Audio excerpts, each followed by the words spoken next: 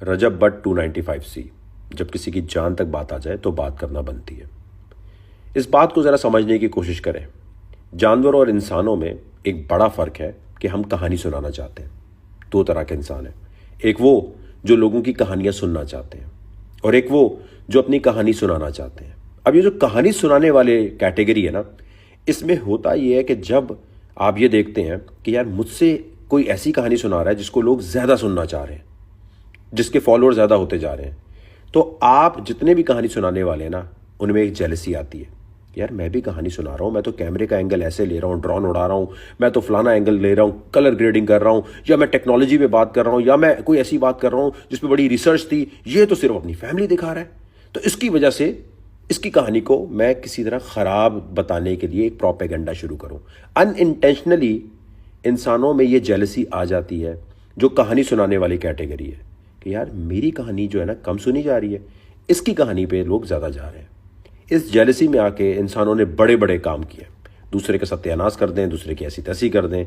और जो कहानी सुनने वाले हैं उनको तो वैसे ही मज़ा आता है कहानियाँ सुनने में, तो वो कोशिश करते हैं कि पहले तो हमने इन्जॉय किया कि जो रजब भट्ट उसकी फैमिली की पूरी एक एंटरटेनमेंट मिल रही थी, हमने उससे एंजॉयमेंट अच्छा टाइम पास किया। अब हमें इससे भी अच्छा टाइम पास मिल रहा है कि इसके खिलाफ लोग आके इसकी ऐसी तैसी करना चाह रहे हैं। जब मैं living on the edge show करता था तो हाईएस्ट रेटेड शो, लेकिन सबसे ज़्यादा उसके बारे में वो लोग बातें करते थे जिनकी अपनी कहानियां लोग नहीं सुन पा रहे होते थे। कोई जर्नलिस्ट होता था, कोई राइटर होता था, कोई कहीं ना कहीं कहता था नहीं यार ये ठीक नहीं कर रहा। तो बताने का मतलब ये है कि जो आप बात करें ना 295C की, आप ज़रा खुद सोचिए, एक जंगल है जहाँ भेड़िए हैं, वहाँ पर कोई बंदा आके भेड़ियों के सामने कोई उल्टी हरकत करने की कभी कोशिश कर सकता है? कोई अमेरिका हो, यूके हो, तो बंदा सोचे कि वहां पर फ्रीडम की वजह से कोई मजहब के बारे में बात कर भी सकता है। आपको लगता है कि पाकिस्तान में कोई बंदा इस्लाम के बारे में, हमारे आखिरी नबी हजरत मोहम्मद मुस्तफ़ा सल्लल्लाहु अलैहि वसल्लम के बारे में कोई बात करने का सोच सकता है?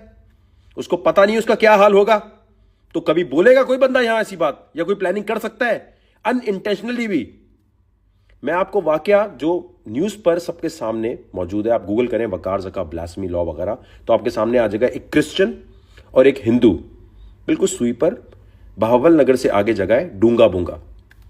मैं नेपाल में था, बर्मा के मुसलमानों के लिए घर वगैरह बनाने का जब काम हो रहा था, मेरे सामने ऐसी व्हाट्सएप पे खबर आती है कि जी वहाँ पर मारने लगे हैं एक हिंदू स्वीपर और एक क्रिश्चियन स्वीपर को, क्योंकि नाउजुबिल्ला ये कहा गया कि इन्होंने कुरान के औराक जला दिए। मैंने कहा ऐसा नहीं हो सकता भाई, एक स्वीपर क्यों जलाएगा भाई, पागल है क्या?